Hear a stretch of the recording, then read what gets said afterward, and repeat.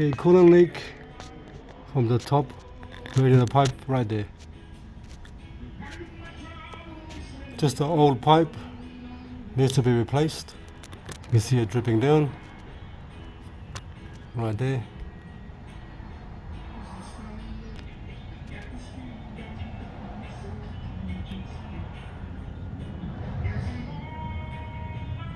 Okay, let's look at the oil leak. Okay, the oil leak is here coming from the top, and it's coming from the actual turbo line. It's hard to see. Let's go back to bring the car down. Okay, the oil leaks. We checked the front of the car. There's no oil leak from the front and the front cover that we've done. So we're going to actually have a look at the mirror.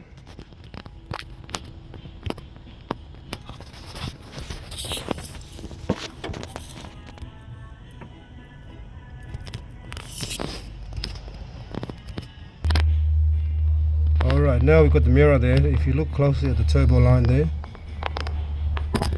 so there's an O-ring, polymer O-ring on the actual cylinder head, or the block on the side there.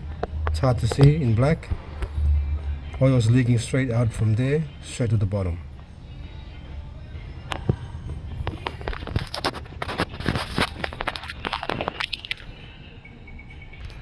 And that part is the turbo return line leaking from the actual rubber seal. That's the problem.